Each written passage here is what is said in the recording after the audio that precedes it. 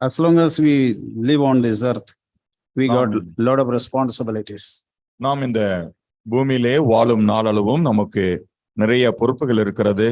And we all need to carry out those responsibilities. அந்த பொறுப்புகள் எல்லாவற்றையும் நாம் எல்லோரும் சரியாக கையாள வேண்டியதும் இருக்கிறது. I was thinking, why do we stumble many times? நான் இப்படி யோசித்து பார்த்தேன், ஏன் நாம் அநேக வேளைகளிலே இடறி விழுகிறோம்? As a husband and wife, ஒரு கணவன் மனைவிக்கிடையே, as brother and அல்லது சகோதரர்களுக்கிடையே, or as working in some places. அல்லது நாம் ஒரு இடத்திலே பணிபுரிகிற இடத்திலே. Why do we stumble? ஏன் நாம் இடறுகிறோம்? Stumble means why do we sin? நான் இடறுதல் என்று சொல்லும் பொழுது ஏன் பாவம் செய்கிறோம் என்று சொல்லுகிறேன்.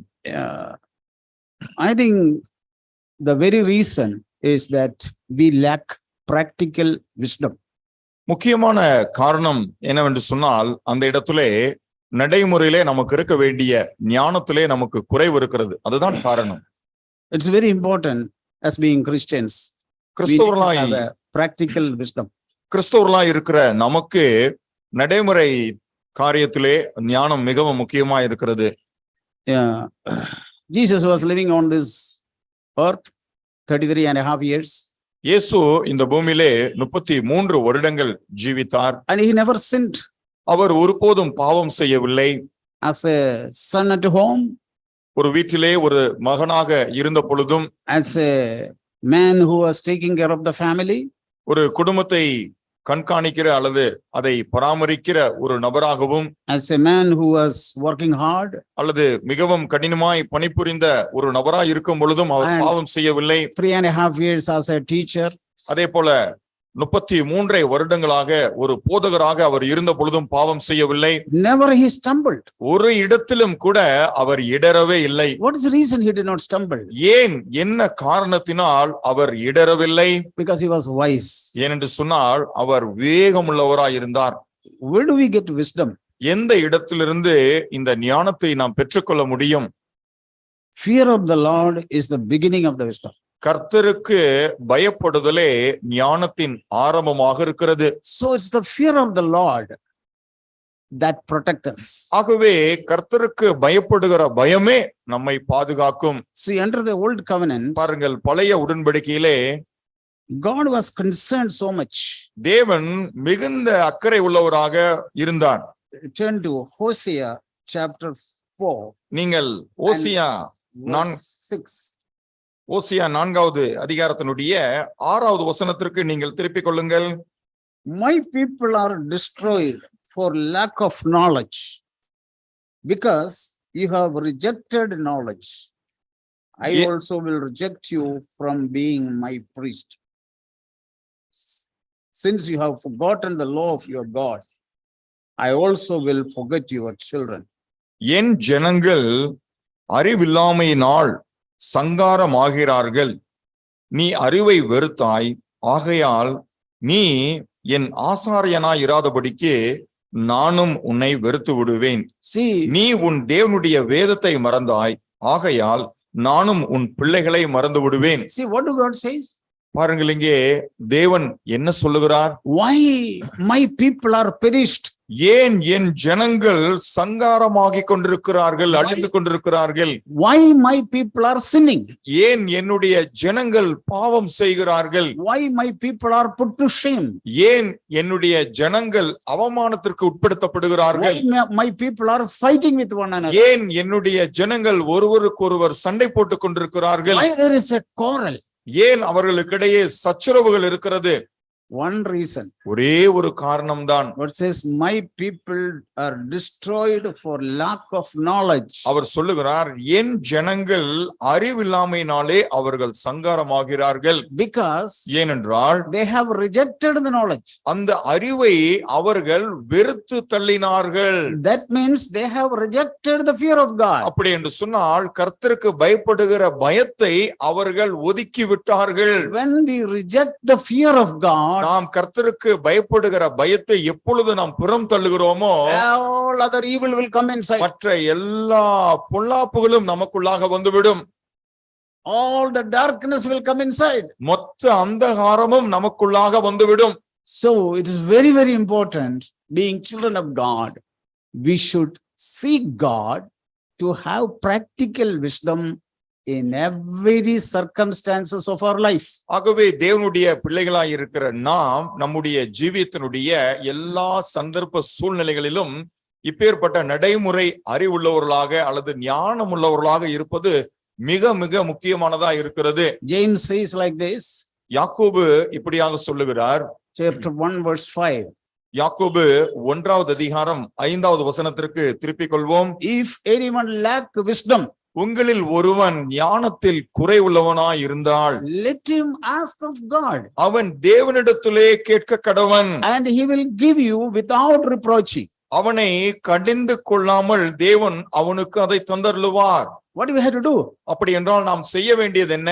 In a particular situation of our life, daily life, நம்முடைய அனுதின ஜீவியத்திலே ஒரு குறிப்பிட்ட சூழ்நிலையின் மத்தியிலே we have to ask God. We don't have wisdom.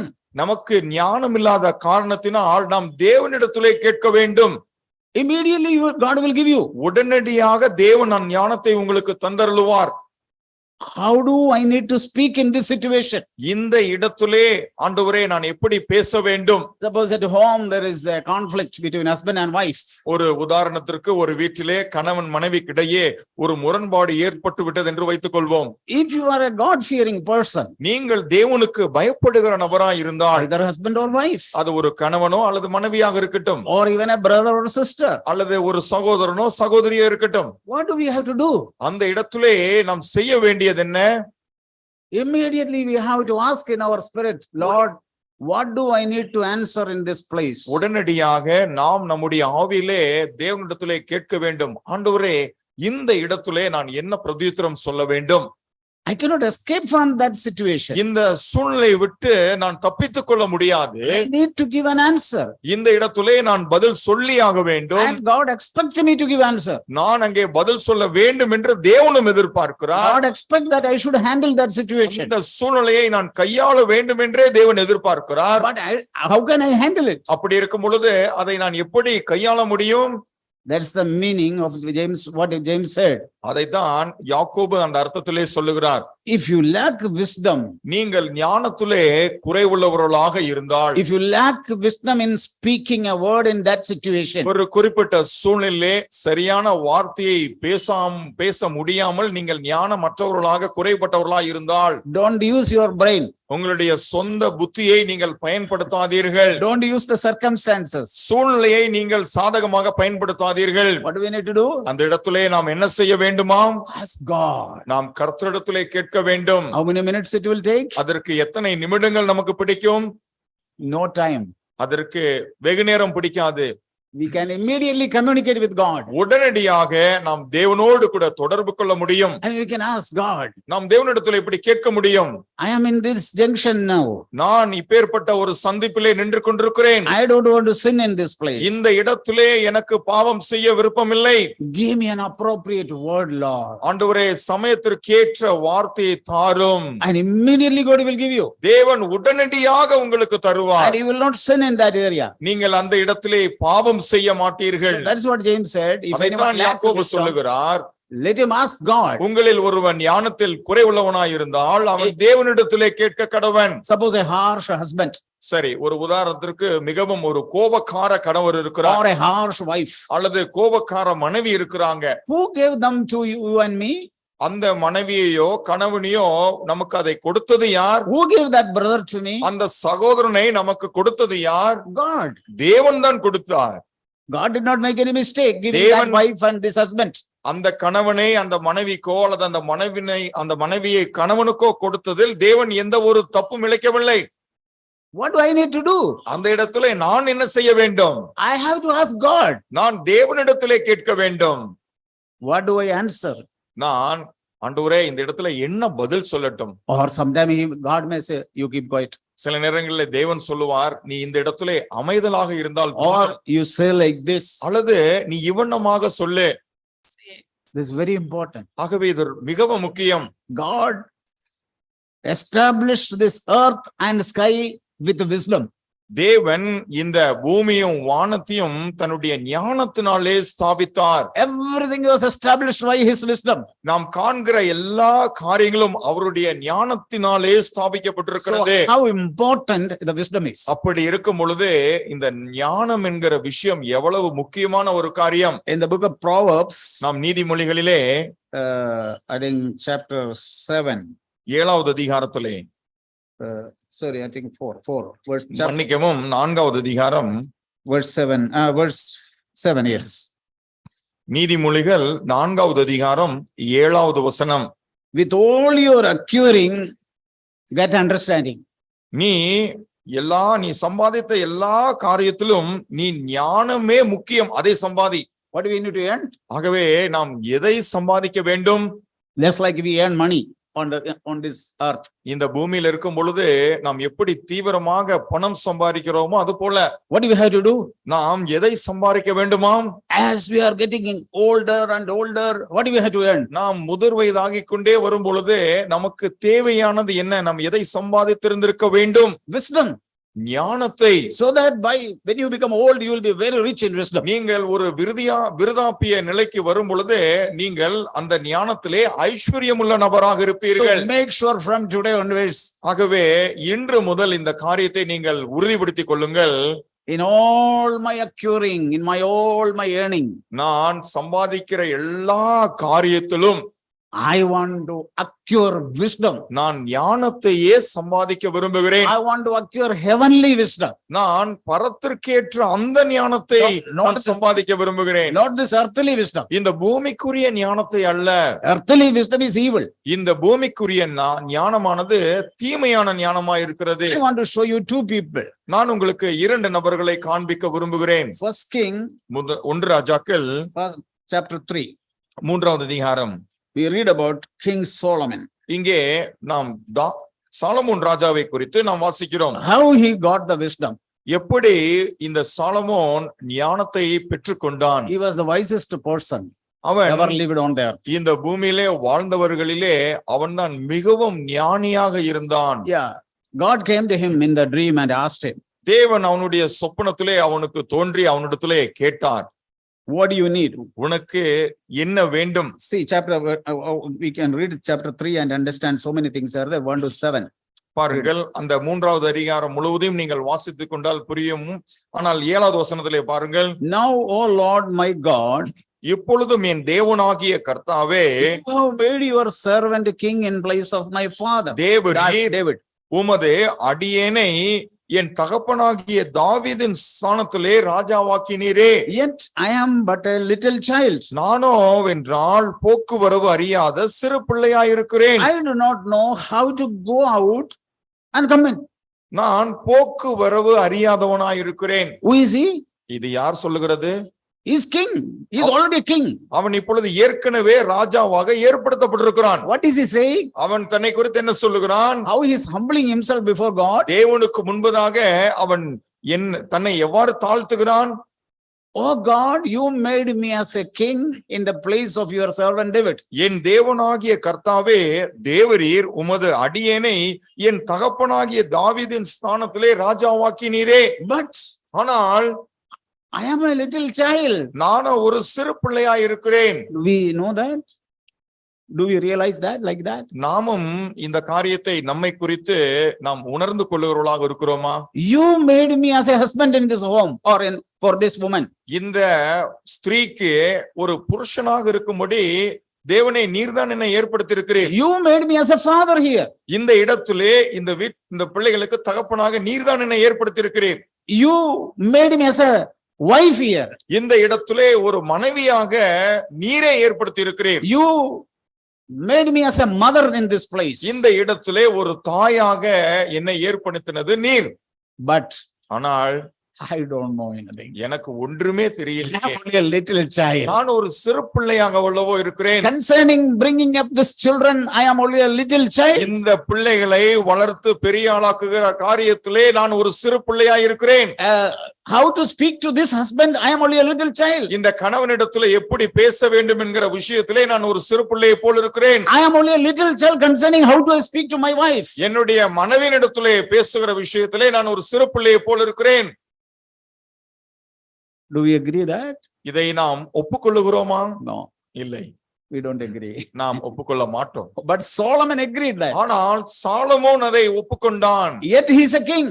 அவன் ராஜாவாக இருந்த போதும் அதை And ஒப்புக்கொண்டான். he is saying, அவன் சொல்லுகிறான், you made me a king. நீர் என்னை ராஜாவாக்கினீரே.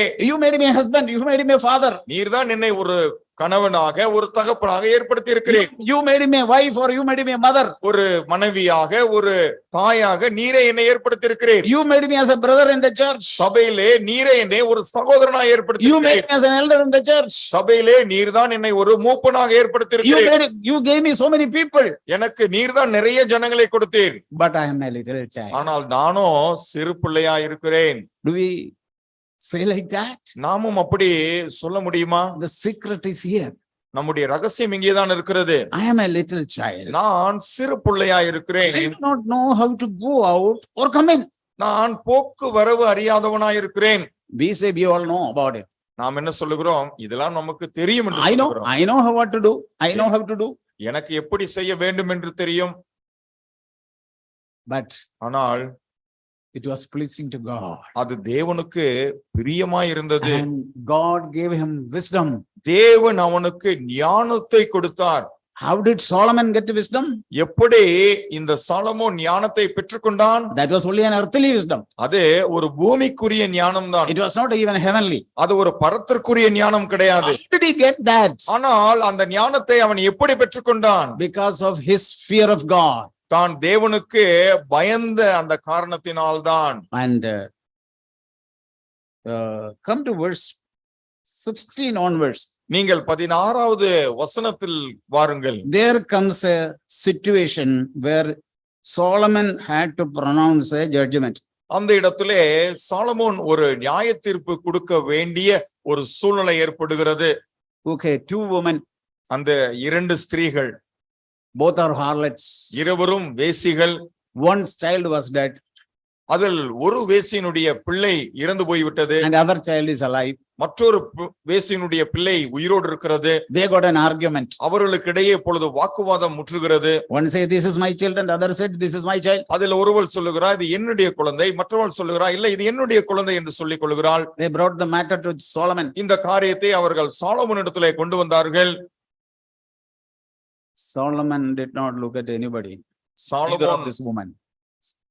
Either of this woman. Solomon அந்த இரண்டு பேரையும் முகதாட்சணியத்தோடு பார்க்கவில்லை. He said bring a sword. அவன் சொன்னான் ஒரு பட்டயத்தை கொண்டு வாருங்கள். Okay. Let us divide this child. இந்த குழந்தையை நாம் இரண்டாக பிளந்து விடலாம். Okay, we can give half to both. ஒரு பாதியை ஒரு ஸ்திரீக்கும் மற்றொரு பாதி இன்னொரு ஸ்திரீக்கும் கொடுத்து விடலாம். And the real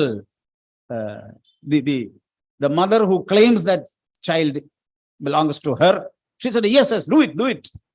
அந்த தன்னுடைய அந்த குழந்தை தன்னுடைய குழந்தையா இல்லாமலும் ஆனால் அந்த குழந்தை தன்னுடைய குழந்தை என்று அங்கே அதை உரிமை பாராட்டின அந்த ஸ்திரீ சொன்னால் சரிதான் நீங்கள் சொன்னது போலவே செய்யுங்கள் அதை இரண்டாக வெட்டுங்கள் என்று சொன்னாள். But other ஆனால் said மற்றொரு தாய் சொன்னாள் do like that. ஆண்டவரே நீங்க அப்படி நீங்க செய்யக்கூடாது, அந்த தாயின் இடத்திலே கொடுத்து விடுங்கள்.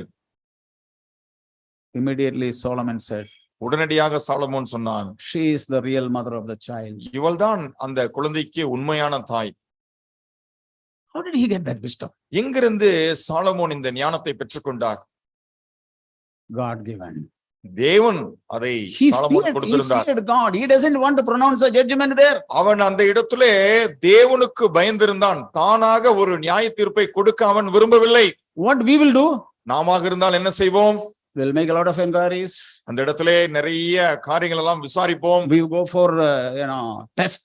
நாம் அங்கே பரிசோதனை எல்லாம் செய்து பார்ப்போம். So many things we do. அநேக காரியங்களை நாம் பார்ப்போம். But Solomon ஆனால் Solomon got wisdom from God. தேவனிடத்திலிருந்து அந்த ஞானத்தை பெற்றுக்கொண்டான். He found out who is the real mother. இந்த குழந்தைக்கு உண்மையான தாய் யார் என்பதை கண்டுபிடித்தான். Then all the Israel, verse 28, 28வது வசனத்தினுடைய பிற்பகுதி, heard of the judgment which the king had handed down. They feared the king, for they saw that the wisdom of God was in him to administer justice. 27வது வசனம், ராஜா தீர்த்த இந்த நியாயத்தை இஸ்ரவேலர் எல்லாரும் கேள்விப்பட்டு நியாயம் விசாரிக்கிறதற்கு தேவன் அருளிய ஞானம் ராஜாவுக்கு உண்டென்று கண்டு அவனுக்கு பயந்தார்கள். Other people saw that he has the wisdom. மற்றவர்கள் சாலமோனுக்கு ஞானம் இருக்கிறதை கண்டார்கள். What is the reason? என்ன காரணத்தினால்? He feared God. அவன் தேவனுக்கு பயந்திருந்த காரணம். He did not answer to anybody. அவன் யாருக்கும் தன்னிச்சையாக பிரதியுத்தரம் சொல்லவில்லை. He would have asked God what to do in this situation. இந்த சூழ்நிலையை நான் என்ன செய்ய வேண்டும் என்று அவன் ஆண்டவரிடத்திலே கேட்டிருந்திருப்பான். The Lord said, do it like this. இப்படி செய்ய வேண்டும் என்று கர்த்தர் தான் அவனுக்கு சொன்னார். That what Lord says is the wisdom. கர்த்தர் என்ன சொல்லுகிறாரோ அதை செய்வதுதான் ஞானம். I want to show other person greater than Solomon. இந்த சாலமோனை காட்டிலும் மிகப்பெரிய ஒரு நபரை நான் உங்களுக்கு காண்பிக்க விரும்புகிறேன். Had the heavenly wisdom. பரத்திற்கேற்ற ஞானத்தை கொண்டிருந்த அந்த நபரை நான் உங்களுக்கு காண்பிக்க John விரும்புகிறேன். chapter 8. யோவான் 8வது அதிகாரம். We know the background of this chapter. இந்த காரியத்தினுடைய பின்னணியத்தை நாம் அறிந்திருக்கிறோம். Jesus was teaching in the temple. இயேசு அங்கே ஜெப ஆலயத்திலே அவர் போதித்துக் கொண்டிருந்தார். Then Pharisees brought a woman caught in adultery. அப்பொழுது விபச்சாரத்திலே கையும் மெய்யுமாய் பிடிக்கப்பட்ட ஒரு ஸ்திரியை பரிசேயர்கள் அவரிடத்தில் கொண்டு வந்தார்கள். Verse 3. 3வது வசனம். Yeah, read it. அப்பொழுது விபச்சாரத்தில் கண்டுபிடிக்கப்பட்ட ஒரு ஸ்திரியை வேத பாரகரும் பரிசேயரும் அவரிடத்தில் கொண்டு வந்து அவளை நடுவே நிறுத்தினார்கள். An adulterous woman. ஒரு விபச்சாரத்தில் கை பிடிக்கப்பட்ட ஸ்திரீ. And they said, teacher, this woman has been caught in adultery in the very act. அவர்கள் சொன்னார்கள், போதகரே, இந்த ஸ்திரீ விபச்சாரத்தில் கையும் மெய்யுமாய் பிடிக்கப்பட்டாள். And now in the law of Moses commanded us to stone such women. What then do you say? இப்படிப்பட்டவர்களை கல்லெறிந்து கொள்ள வேண்டும் என்று மோசே நியாயப்பிரமாணத்தில் நமக்கு கட்டளையிட்டு இருக்கிறாரே, நீர் என்ன சொல்லுகிறீர் என்றார்கள். He didn't speak anything. அந்த இடத்திலே இயேசு எந்த ஒரு பதிலும் பேசவில்லை. Because they were pointing out the law of Moses. ஏனென்று சொன்னால் அவர்கள் மோசேயினுடைய நியாயப்பிரமாணத்தை இங்கே சுட்டி காண்பிக்கிறார்கள். Jesus did not speak anything. அந்த இடத்துல இயேசு ஒன்றும் பேசவில்லை. He was stooping down and writing on the ground. அவர் கீழே குனிந்து தரையிலே எழுதி கொண்டிருந்தார். What was he thinking? அவர் எதை தொடர்ந்து யோசித்துக் கொண்டிருந்தார்? If we were there, how do we answer? அந்த இடத்திலே நாம் இருந்திருந்தால் நாம் எப்படி பதில் சொல்லி இருந்திருப்போம்? Yeah, it is true. Moses said like that. சரிதான், மோசே அப்படிதான் சொல்லி இருக்கிறார். But ஆனால் what was Jesus thinking while not speaking anything? இயேசு எந்த ஒரு பிரதியுத்தரமும் சொல்லாமல் இருந்த பொழுது அவர் தன்னுடைய சிந்தையிலே எதை யோசித்துக் கொண்டிருந்தார்? We should not answer immediately. ஏனென்று சொன்னால் உடனடியாக அங்கே பதில் கொடுத்து விடக் கூடாது. His answer will decide the life of that woman. அவருடைய பதில் அந்த ஸ்திரீயினுடைய வாழ்க்கையை தீர்மானிக்க கூடியதாக இருந்தது. Didn't speak anything. ஆகவே அவர் ஒண்ணுமே பேசவில்லை. I think like this. நான் இப்படித்தான் நினைக்கிறேன். What Jesus was thinking in his mind. இயேசு தன்னுடைய இருதயத்திலே தன்னுடைய சிந்தையிலே என்ன யோசித்துக் கொண்டிருந்தார் He was என்றால், asking the Father. அவர் பிதாவை கேட்டுக் கொண்டிருக்கிறார். Father, பிதாவே, I want to rescue this woman. நான் இந்த ஸ்திரீயை காப்பாற்ற வேண்டும் என்று விரும்புகிறேன். I have come to give life to the sinners. பாவிகளுக்கு ஜீவனை கொடுக்க வல்லவோ வந்திருக்கிறேன். I want to rescue this woman. நான் இந்த ஸ்திரீயை நான் இந்த இடத்திலிருந்து காப்பாற்ற விரும்புகிறேன். Yes, I don't accept her sin. அந்த ஸ்திரீ செய்த பாவத்தை நான் ஏற்றுக்கொள்ளுகிறதில்லை. And I don't deny the law of Moses also. அதே போல மோசேயினுடைய நியாயப்பிரமாணம் இப்படி இருக்கிறது என்பதையும் நான் மறுக்கவில்லை. That is also from you. அதுவும் உம்மிடத்திலிருந்து அல்லவா வந்தது. I don't want to deny that. ஆகவே அதையும் நான் மறுக்க விரும்பவில்லை. Lord, Father, how can I rescue this woman? ஆனால் பிதாவே, நான் எப்படி இந்த ஸ்திரீயை ரட்சிக்கட்டும் அல்லது காப்பாற்றட்டும்? This must be the burden we need to have. நமக்கும் இதே பாரம் தான் இருக்க வேண்டும். It should not be stirred up in our heart, fleshy heart. இது நம்முடைய மாம்சீகமான இருதயத்திலிருந்து எழும்பி வருகிற காரியம் அல்ல. We must have this burden in our heart. இது நம்முடைய இருதயத்திலே ஒரு பாரமாக இருக்க வேண்டும். How can I rescue this woman? இந்த ஸ்திரீயை நான் எப்படி காப்பாற்ற முடியும்? Give me an answer. பிதாவே, எனக்கு ஒரு பதில் தாரும். Okay, they were persisting him. அவர்கள் தொடர்ந்து அவரை நிர்பந்தித்துக் கொண்டு கேட்டுக்கொண்டே இருந்தார்கள். Verse 7. 7வது வசனம். Then he straightened up his head. அப்பொழுது அவர் நிமிர்ந்து பார்த்து, He got answer. இப்பொழுது அவருக்கு பதில் கிடைத்து விட்டது. He straightened up his head. அவர் தன்னுடைய தலையை நிமிர்த்தினார். He who is without sin among you, let him be the first to throw a stone at her. உங்களில் பாவம் இல்லாதவன் இவள் மேல் முதலாவது கல்லெறிய கடவன் என்றார். Until that day, the world has not heard such a verdict. அந்த நாள் வரைக்கும் இப்பேற்பட்ட ஒரு தீர்ப்பை உலகம் அது வரைக்கும் கேட்டதே இல்லை. Until that day, nobody heard such a அந்த verdict. நாள் வரைக்கும் இப்பேற்பட்ட ஒரு தீர்ப்பை யாருமே கேட்டதில்லை. Pharisees got astonished. அந்த இடத்திலே பரிசேயர்கள் வியந்து போனார்கள். What is the reason, brother? என்ன காரணத்தினால் சகோதரர்களே? Jesus feared God. இயேசு தேவனுக்கு பயந்திருந்தார். Fear of God is the beginning of the wisdom. கர்த்தருக்கு பயப்படுகிற பயமே ஞானத்தின் ஆரம்பம். Isaiah 11 says like this about Jesus Christ. ஏசாயா 11வது அதிகாரத்திலே இயேசு கிறிஸ்துவை குறித்து இப்படி சொல்லப்பட்டிருக்கிறது. He will not judge according to what his eyes have seen. தன்னுடைய கண் பார்த்தபடி அவர் நியாயம் தீர்க்க மாட்டார். He will not judge according to what he has heard. தான் கேட்டதை வைத்து ஒரு காரியத்தை அவர் நியாயம் தீர்க்க மாட்டார். He will righteously judge. அவர் நீதியாய் நியாயம் தீர்ப்பார். He pronounced a verdict here. இந்த இடத்திலே அவர் ஒரு தீர்ப்பை அவர் செலுத்துகிறார். What a verdict that was. அது எப்பேற்பட்ட ஒரு தீர்ப்பது? He who has got no sin, உங்களில் பாவம் இல்லாதவன், let him throw the first stone at her. அவள் மீது முதலாவது கல்லெறிய கடவன். Did he say don't stone? நீங்கள் கல்லெறிய கூடாது என்று அவர் சொன்னாரா? No. இல்லை. Did he throw away the command of Moses? நீங்கள் மோசேயினுடைய நியாயப்பிரமாணத்தை தூக்கி எறியுங்கள் என்று சொன்னாரா? No. இல்லை. See what a wisdom that was. அது எப்பேற்பட்ட ஒரு ஞானம் அது.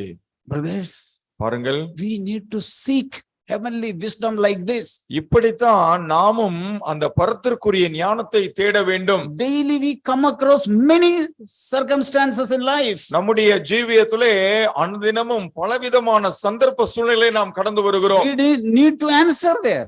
இப்படி நாம் பதில் சொல்ல வேண்டிய அவசியம் இருக்கிறது. We need to handle the situation. சூழ்நிலையை கையாள வேண்டிய அவசியம் இருக்கிறது. We cannot run away from there. அந்த இடத்திலிருந்து நாம் ஓடி ஒளிந்து கொள்ள முடியாது. God never expect that we should run away from the நாம் அந்த situation. இடத்தை விட்டு, சந்தர்ப்பத்தை விட்டு, சூழ்நிலை விட்டு ஓடிவிட வேண்டும் என்று தேவன் விரும்புகிறதில்லை. We must hide from the situation. அல்லது சூழ்நிலைக்கு பயந்து நாம் ஒளிந்து கொள்ளவும் கூடாது. But we need to have wisdom. ஆனால் நமக்கு ஞானம் தேவையாக இருக்கிறது. What happened to that woman? அந்த ஸ்திரீக்கு என்ன சம்பவித்தது? Nobody threw a stone at her. யாருமே அவள் மேல் கல்லெறியவில்லை. They all got condemned in their own heart. தங்களுடைய இருதயத்திலே அவர்கள் எல்லோருமே கடிந்து கொள்ளப்பட்டார்கள். And all went from the greatest to the least. அவர்கள் பெரியவர்கள் தொடங்கி சிறியவர்கள் வரைக்கும் எல்லோரும் அவ்விடத்தை விட்டு போய்விட்டார்கள். Finally, கடைசியாக that woman and Jesus left. அந்த ஸ்திரீ, இயேசு, 2 பேர் தான் இருக்கிறார்கள். Jesus asked her, இயேசு அவளை பார்த்து கேட்கிறார், where are they? Nobody stoned you? அவர்கள் எல்லோரும் எங்கே? யாரும் உன் மீது கல்லெறியவில்லையா? No. இல்லை. Okay, I also don't condemn you. சரி, நானும் உன்னை ஆக்கினைக்கு உட்படுத்தி தீர்க்கிறதில்லை. Go. நீ போகலாம். Sin no more. ஆனால் மறுபடியும் பாவம் செய்து விடாதே. Go, sin no more. நீ போகலாம், பாவம் செய்யாதே. Brothers and sisters, சகோதர சகோதரிகளே, what a wisdom it is. இது எப்பேற்பட்ட ஒரு ஞானம் இது. See, what is our problem? நம்முடைய பிரச்சனை என்ன? Before we hear, நாம் கேட்பதற்கு முன்பதாகவே we will give the judgment. நாம் உடனடியாக அந்த இடத்திலே ஒரு தீர்ப்பு சொல்லி விடுகிறோம். Yeah. In Proverbs, I think 18, there is a word. நீதிமொழிகள் 18வது அதிகாரத்திலே இப்படி ஒரு வசனம் இருக்கிறது.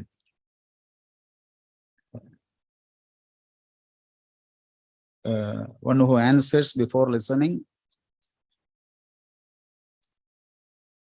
Yes. Verse 13.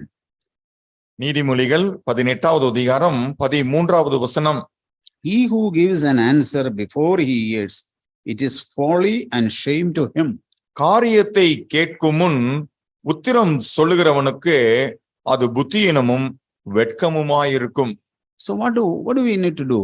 அப்படி என்றால் நாம் என்ன செய்ய வேண்டும்? We need to listen carefully. நாம் ஜாக்கிரதையாக முதலாவது அதை கேட்க வேண்டும். Anybody's matter, we need to listen. யாருடைய காரியமாக இருந்தாலும் சரி, நாம் முதலாவது கூர்ந்து கவனிக்க வேண்டும். And we should not answer according to our reasoning. நம்முடைய காரண காரியத்தை வைத்து நாம் அதற்கு பதில் சொல்லக்கூடாது. Rather, what we have to do? மாறாக நாம் என்ன செய்ய வேண்டும்?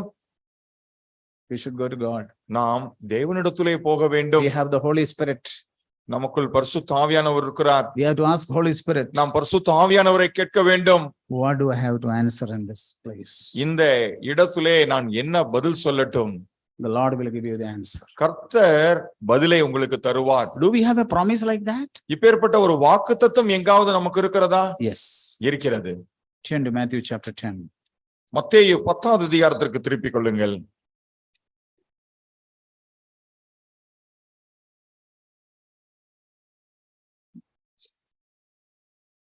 And verse 19. 19வது வசனம்.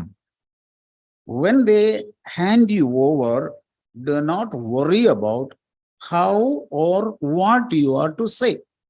அவர்கள் உங்களை ஒப்பு கொடுக்கும் போது எப்படி பேசுவோம் என்றும் என்னத்தை பேசுவோம் என்றும் கவலைப்படாதிருங்கள். That means when you are entering into a temptation, அப்படி என்று சொன்னால் நீங்கள் ஒரு சோதனைக்குள்ளாக பிரவேசிக்கும் பொழுது, either at home or workplace or anywhere, அது வீட்டிலாகட்டும் அல்லது பணிபுரிகிற இடத்திலாகட்டும், அது எங்கிருந்தாலும் சரி, do not worry about how or what you are to say. நீங்கள் எப்படி பேசுவோம் அல்லது என்னத்தை பேசுவோம் என்று கவலைப்படாதிருங்கள். Okay, number one thing. சரி, இது முதலாவது காரியம். Okay. For it will be given you in that hour what you are to say.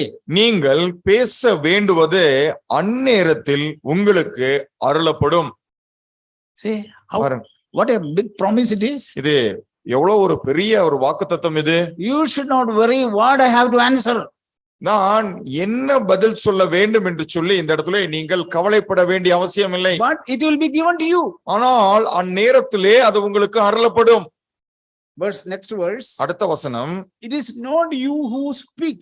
பேசுகிறவர்கள் நீங்கள் அல்ல. But it is the Spirit of your Father who speaks in you. உங்கள் பிதாவின் ஆவியானவரே உங்களிடத்திலிருந்து பேசுகிறவர். You don't worry about to speak. என்ன பேச வேண்டும் என்று சொல்லி நீங்கள் கவலைப்பட வேண்டாம். Rather, what we have to do? மாறாக நாம் என்ன செய்ய வேண்டும்? We have to ask the Holy Spirit. நாம் பரிசுத்த ஆவியானவரிடத்திலே கேட்க வேண்டும். What to speak? என்ன Give answer. நான் என்ன பேச வேண்டும், எனக்கு பதிலை தாரும் என்று கேட்க வேண்டும். What the Holy Spirit will do? அப்பொழுது பரிசுத்த ஆவியானவர் என்ன செய்வார்? He will speak through you. உங்கள் மூலமாக அவர் பேசுவார். What did we understand from here? இந்த இடத்திலிருந்து நாம் என்ன புரிந்து கொள்கிறோம்? We should not get perplexed about the answer. பதில் சொல்ல வேண்டிய காரியத்தை குறித்து நாம் கலக்கமடைய வேண்டிய அவசியம் இல்லை. We will be tested. நாம் ஒருவேளை சோதிக்கப்படலாம். But ஆனால் pause for a minute. Pause. நீங்கள் அந்த இடத்திலே சில நிமிடங்கள் நீங்கள் காத்திருங்கள். Ask the Spirit. பரிசுத்த ஆவியானவரை நீங்கள் கேளுங்கள். I have to give answer here. இந்த இடத்திலே நான் பதில் சொல்ல வேண்டியது இருக்கிறது. Speak. Speak. நீர் பேசும். That will come through my mouth. அது என்னுடைய வாயின் மூலமாக அந்த வார்த்தைகள் வெளியே வரும். Okay. சரி. Turn to Luke 21. லூக்கா 21வது அதிகாரத்திற்கு திருப்பிக் கொள்ளுங்கள். How that answer will be. அப்படி சொல்லப்படுகிற பதில் எப்படி இருக்கும்? Yeah.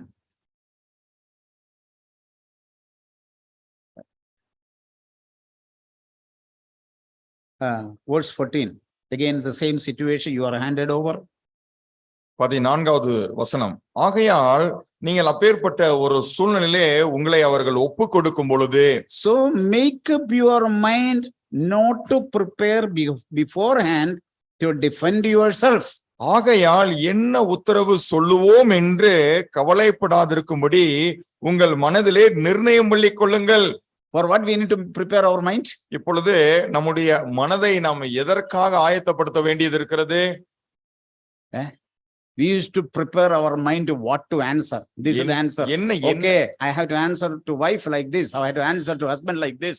கணவனுக்கு இப்படிதான் பதில் சொல்ல வேண்டும், மனைவிக்கு இப்படிதான் பதில் சொல்ல வேண்டும், பிள்ளைகளுக்கு இப்படிதான் பதில் சொல்ல வேண்டும் என்று சொல்லி ஏற்கனவே மனதில் அதை குறித்து நாம் தயாராகி விடுகிறோம். What the Lord said? ஆனால் கர்த்தர் என்ன சொல்லுகிறார்? Are we not disobeying this command? இந்த கற்பனைக்கு நாம் கீழ்ப்படியாமல் போகிறோம் அல்லவா? What is he saying? இங்கே அவர் என்ன சொல்லுகிறார்? So make up your mind not to prepare. என்ன உத்தரவு சொல்லுவோம் என்று கவலைப்படாதிருக்கும்படி உங்கள் மனதிலே நிர்ணயம் பண்ணிக் கொள்ளுங்கள். Means beforehand don't prepare. அப்படி என்று சொன்னால் நீங்கள் முன்பதாகவே நீங்கள் ஆயத்தப்பட வேண்டாம். Oh, this is what I must speak. நான் இதைத்தான் பேச வேண்டும். Don't prepare your mind. அப்படி உங்களுடைய மனதை நீங்கள் ஆயத்தப்படுத்த வேண்டாம். But your mind must always be ready to listen from the Holy Spirit. ஆனால் பரிசுத்த ஆவியானவரிடத்திலிருந்து கேட்க வேண்டும் என்று சொல்லி உங்களுடைய மனது எப்பொழுதும் ஆயத்தமாக இருக்க வேண்டும். Give next word. Read next word. பாருங்கள், அடுத்த வசனத்தை நாம் வாசிப்போம். I will give you utterance and wisdom. நான் உங்களுக்கு வாக்கையும், அதாவது வார்த்தை பதிலையும் ஞானத்தையும் உங்களுக்கு கொடுப்பேன். Which none of your opponents will be able to resist or refute. அதனாலே உங்களை விரோதிக்கிறவர்கள் ஒருவரும் எதிர் பேசவும் எதிர் நிற்கவும் கூடாது. See what a word the Lord will give. அப்படி என்றால் கர்த்தர் எப்பேற்பட்ட ஒரு வார்த்தையை நமக்கு தருவார். None of our enemy can resist it. நம்மை விரோதிக்கிற யாருமே அதற்கு எதிர்த்து நிற்க முடியாது. And nobody can refute. யாரும் அதை எதிர்த்து பேசவும் முடியாது. Such an answer. அப்பேற்பட்ட பதிலை, such a wisdom, அப்பேற்பட்ட ஞானத்தை, such an utterance, அப்பேற்பட்ட வாக்கை, பிரதியுத்தரத்தை the Lord will give you. கர்த்தர் உங்களுக்கும் எனக்கும் தருவார். So what do we have to do?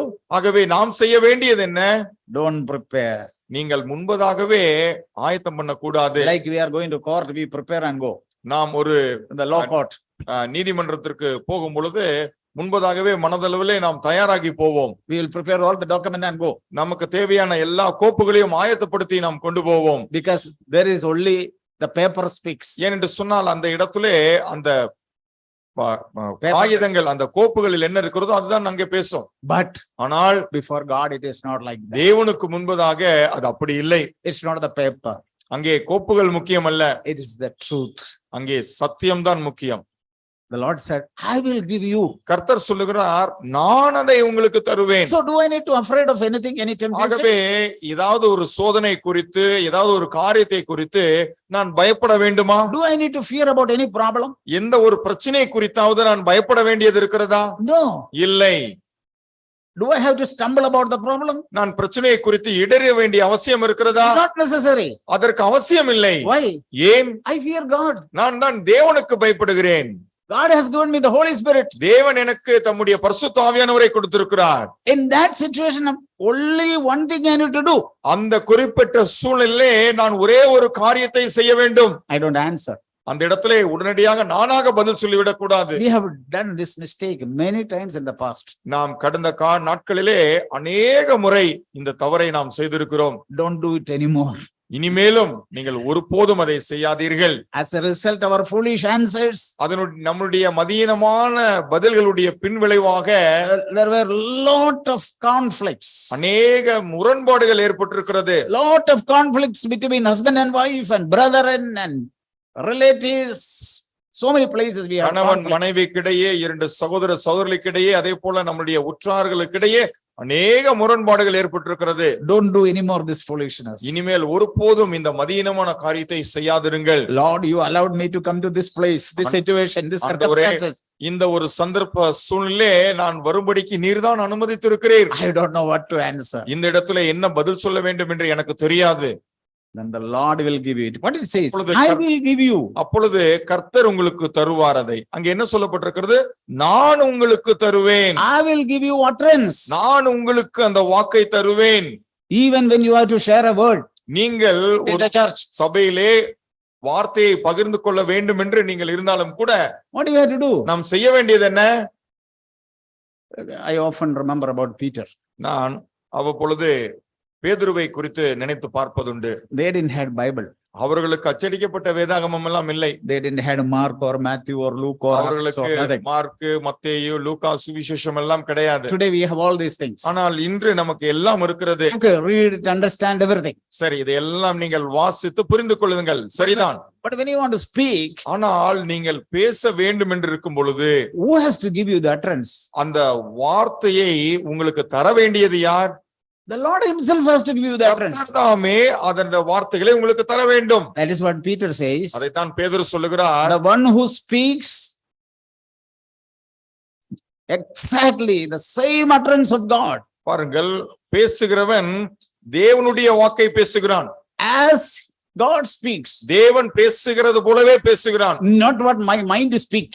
என்னுடைய மனது இங்கே பேசுகிறது இல்லை. Not my cleverness speak. என்னுடைய புத்தி சாதுரியம் இங்கே பேசுகிறது இல்லை. What God speaks. தேவன் என்ன பேசுகிறாரோ utterance of God. தேவனுடைய வார்த்தைகள். That is what Jesus said here. அதைத்தான் இங்கே இயேசு சொல்லி இருக்கிறார்.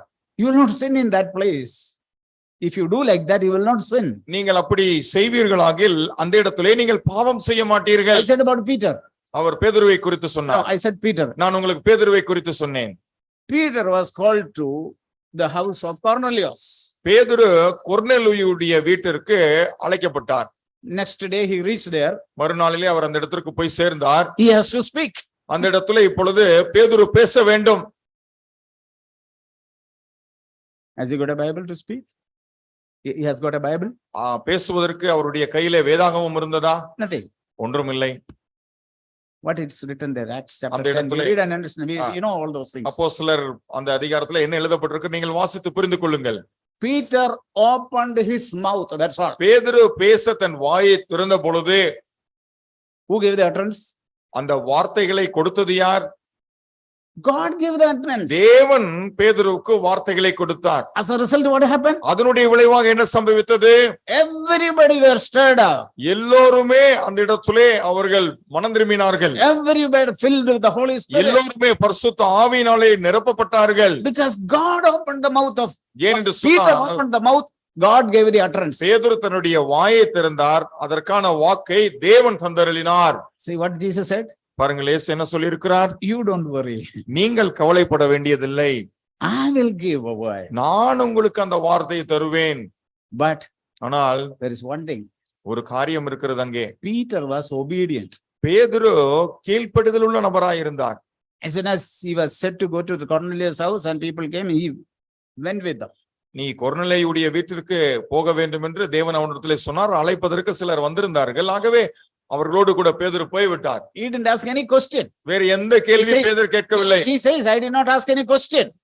அவன் சொல்லுகிறான், நான் எந்த ஒரு கேள்வியும் கேட்காமல். Okay, how far it is? அது எவ்வளவு தூரம்? Okay, you are not a Jew. How can I come to யூதர்கள் you? இல்லை, ஆகவே நான் எப்படி வர முடியும்?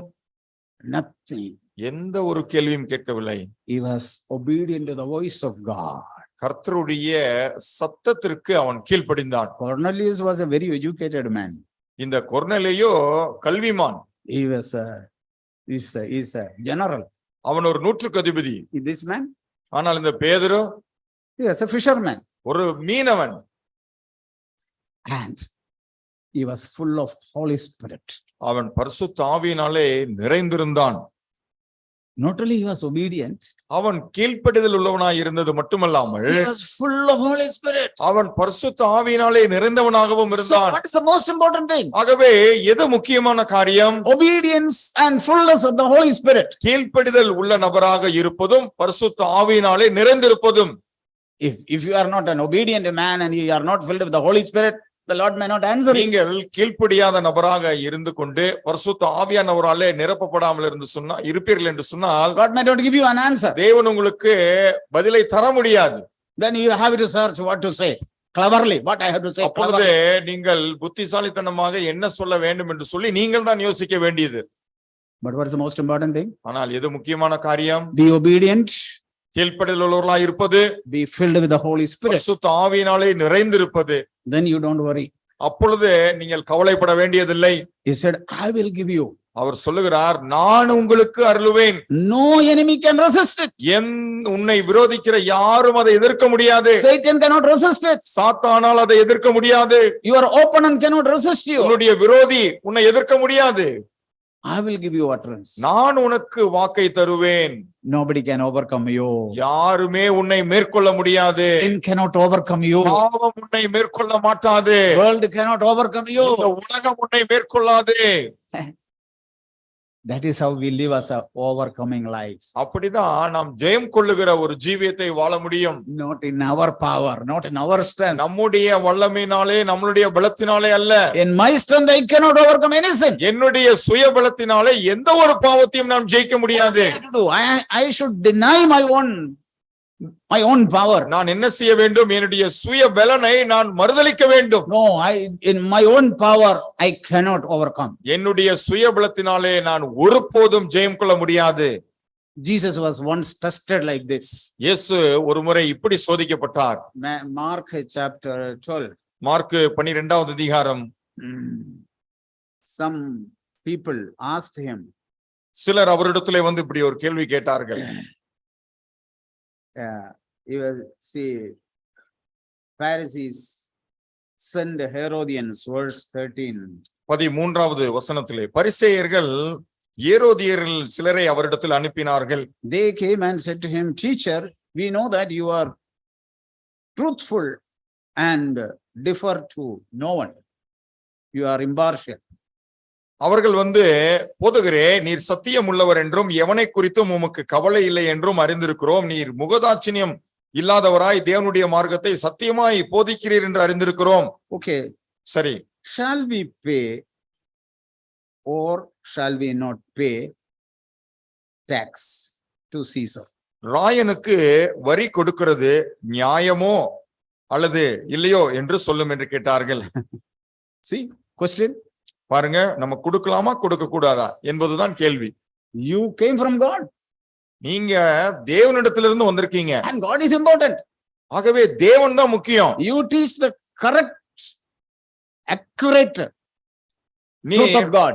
நீர் தேவனுடைய சத்தியத்தை நேர்த்தியாக போதிக்கிறீர். Okay. சரி. Now there is a king here, Caesar. ஆனால் இங்கே ஒரு ராஜா இருக்கிறார். Caesar. ராயன் இருக்கிறான்.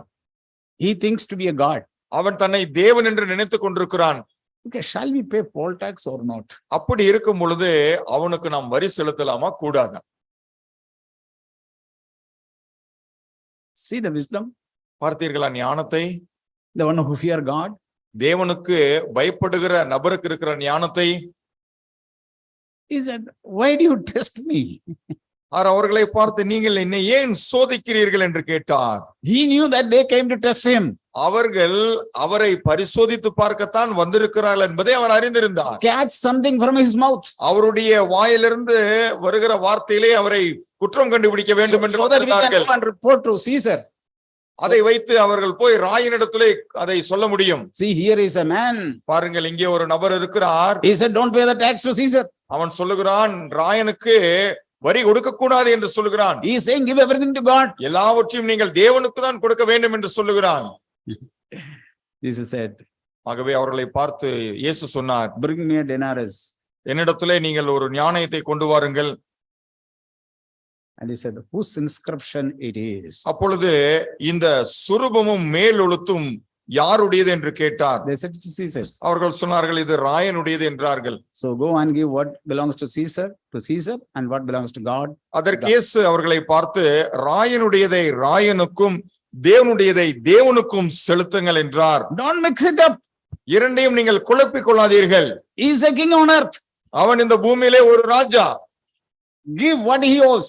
அவனுக்கு என்ன What belongs to him, give it to him. அவனுக்குரியதை அவனுக்கு கொடுங்கள். Don't bring that to God. அதை தேவனிடத்திலே கொண்டு வராதீர்கள். And what belongs to God, don't give it to him. ஆனால் தேவனுக்கு எது உரியதோ அதை அவனிடத்திலே கொண்டு போகாதீர்கள். This is another mistake we do. இந்த ஒரு தவறை நாம் செய்கிறோம்.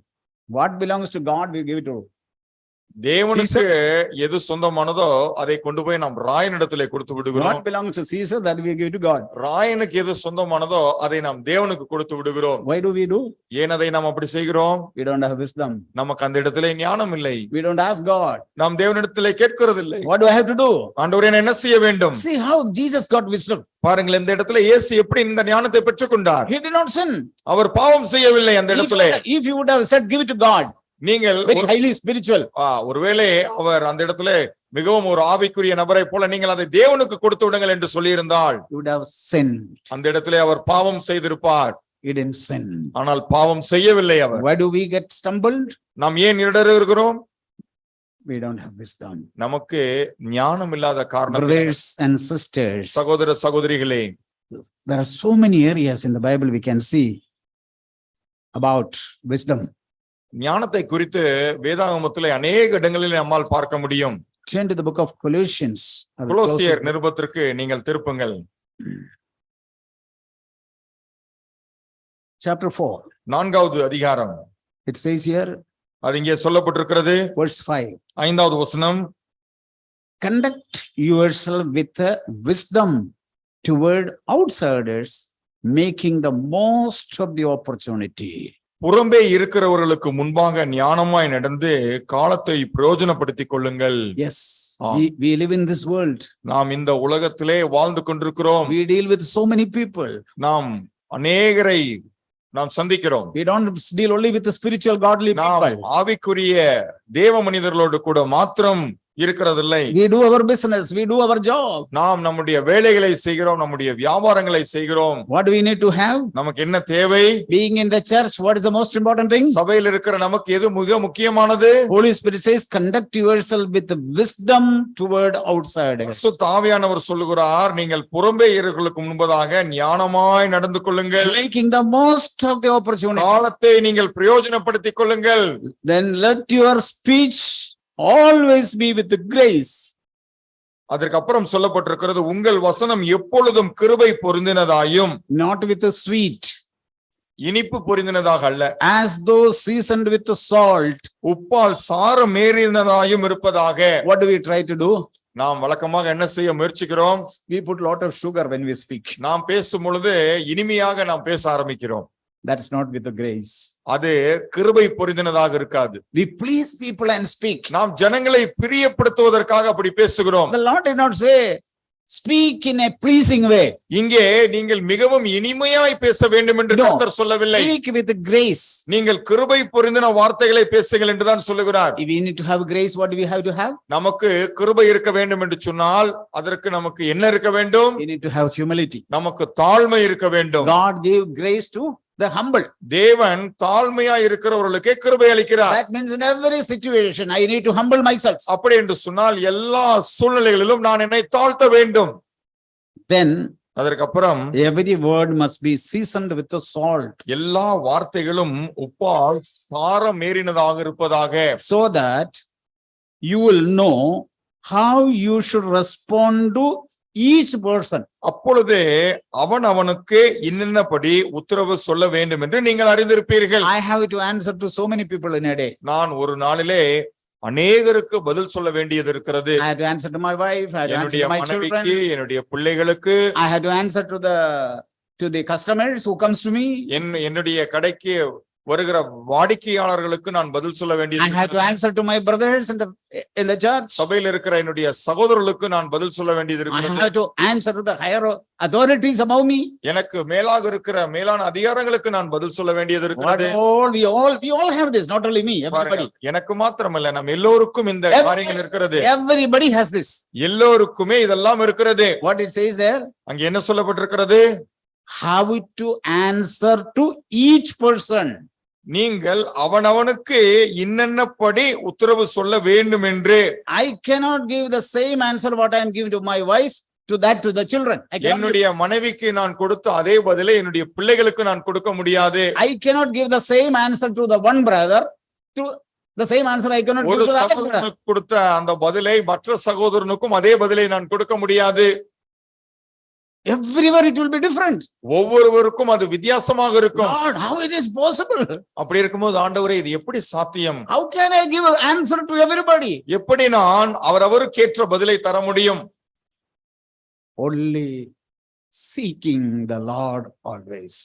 எப்பொழுதும் கர்த்தரை நாம் தேடுவதின் மூலமாகவே சாத்தியமாகும். Always fearing the Lord in my heart. என்னுடைய இருதயத்திலே நான் எப்பொழுதும் கர்த்தருக்கு பயப்படுகிற பயத்தை கொண்டிருக்கும் பொழுதே அது சாத்தியம். Always being filled with the Holy Spirit. எப்பொழுதும் பரிசுத்த ஆவியானவரால் நிறைந்திருக்கும் பொழுது அது சாத்தியம். Always before I answer, I started learning. I pause it. I don't answer. ஒவ்வொருத்தருக்கும் நான் பதில் சொல்வதற்கு முன்பதாக அந்த இடத்திலே நான் சற்று தாமதிக்கிறேன். உடனடியாக நான் பதில் சொல்ல முயற்சிக்கிறது இல்லை. I was discussing yesterday with one brother. நான் ஒரு சகோதரனோடு கூட நேற்று நான் கலந்துரையாடி கொண்டிருந்தேன். He asked me many questions. அவர் என்னிடத்துல நிறைய கேள்விகள் கேட்டார். I heard. நான் அதெல்லாம் கேட்டேன். I told him, brother, நான் கேட்டேன், சகோதரனே, I don't have any answer. எனக்கு எந்த ஒரு பதிலும் இல்லை. Immediately when you speak to me, I transmit that to God. நீங்கள் என்னிடத்துல பேச ஆரம்பித்த பொழுதே அவைகள் எல்லாம் நான் தேவனிடத்திலே நான் கொடுக்க ஆரம்பித்து விட்டேன். I said, Lord, this man is asking so many questions. நான் ஆண்டவர்கிட்ட சொன்னேன், ஆண்டவரே, இந்த நபர் என்னிடத்திலே நிறைய கேள்வி கேட்கிறார். I don't have answer. எனக்கு அதற்கெல்லாம் பதில் இல்லை. When I gave it to the Lord gave me answer. நான் அதையெல்லாம் கர்த்தரிடத்திலே ஒப்புவித்த காரணத்தினால் கர்த்தர் எனக்கு அதற்கான பதிலை கொடுத்தார். And every question I answered. நான் அவர் கேட்ட ஒவ்வொரு கேள்விக்கும் பதில் சொன்னேன். It was so encouraging to him. அது அவருக்கு மிகவும் உற்சாகமாக இருந்தது. Because it is not from me. ஏனென்று சொன்னால் அது என்னிடத்திலிருந்து வந்த பதில் அல்ல. I was only a medium to speak to him, that's all. நான் அவரிடத்திலே பேசுவதற்கு ஒரு ஊடகமாக செயல்பட்டேன், அவ்வளவுதான். The Lord gave me the word to speak to him. அவரிடத்திலே பேசுவதற்கான வார்த்தையை கர்த்தர் எனக்கு தந்தார். So do we have to worry about anybody asking any question? ஆகவே யாராவது ஏதாவது கேள்வி கேட்டாலும் நாம் பயப்பட வேண்டிய அவசியம் இருக்கிறதா? Nothing. ஒன்றுமே இல்லை. What we have to do? செய்ய வேண்டியது என்ன? Seek the Lord wholeheartedly. முழு இருதயத்தோடு கர்த்தரை தேட வேண்டும். Love him wholeheartedly, that's all. அவரை முழு இருதயத்தோடு நேசித்தால் போதும். You will get wisdom. உங்களுக்கு ஞானம் கிடைக்கும். You will not answer yourself. நீங்களாகவே பதில் சொல்ல மாட்டீர்கள். All your answer will be absolutely right. உங்களுடைய எல்லா பதில்களும் சரியாக இருக்கும். We should never be hastened to give an answer. பதில் சொல்லுவதற்கு நாம் முந்திக் கொள்ளக்கூடாது, அவசரப்பட்டு விடக்கூடாது. Ecclesiastes 5 verse I think 3 it says you should not be hasty to speak a word. பிரசங்கி 5வது அதிகாரத்தினுடைய 3வது வசனத்திலே சொல்லப்பட்டிருக்கிறது, நீ பிரதியுத்தரம் சொல்லுவதற்கு துரிதமாய் இருந்து விடாதே, அவசரப்பட்டு விடாதே. Verse 2 மன்னிக்கவும், 2வது வசனம். Do not be hasty in word or impulsive in thought to bring up a matter in the presence of God. தேவ சமூகத்தில் நீ துணிகரமாய் உன் வாயினால் பேசாமலும் மனம் பதறி ஒரு வார்த்தையும் சொல்லாமலும் இரு. Don't be impulsive in our heart. நம்முடைய இருதயத்திலே நாம் துணிகரமாய் இருந்து விடக் கூடாது. See, when we hear something, our heart gets impulse. பாருங்கள், நாம் ஒரு காரியத்தை கேட்கும் பொழுது நம்முடைய மனது அந்த இடத்துல பதறுகிறது. It become haste. அந்த இடத்துல அது பதறுகிறது. hurrying to give answer. பதிலை உடனடியாக சொல்ல வேண்டும் என்று The அவசரப்படுகிறது. world will say answer, just like இந்த உலகம் என்ன சொல்லும்? pushing Jesus Christ. அவர்கள் எப்படி இயேசுவை அவர்கள் தொடர்ந்து கேட்டுக்கொண்டே இருந்தார்கள், அதே போல இந்த உலகம் என்ன சொல்லும்? Answer. இந்த இடத்துல பதில் சொல்லு என்றுதான் சொல்லும். We also have a provocation to answer. நாம் பதில் சொல்வதற்கு நமக்கும் ஒரு ஏவுதல் உண்டாகும். Don't do that. அதை நீங்கள் செய்யாதிருங்கள். Seek the Lord. கர்த்தரை தேடுங்கள். In the same particular time, seek the Lord. அதே அந்த குறிப்பிட்ட சூழ்நிலையை நீங்கள் கர்த்தரை தேடுங்கள். God will give you wisdom. கர்த்தர் உங்களுக்கு ஞானத்தை தருவார். And you will not sin. நீங்கள் பாவம் செய்ய You மாட்டீர்கள். will not stumble. நீங்கள் இடற மாட்டீர்கள். There will be no conflict. அந்த இடத்திலே முரண்பாடே இருக்காது. May the Lord help us. கர்த்தர் நமக்கு உதவி செய்வாராக.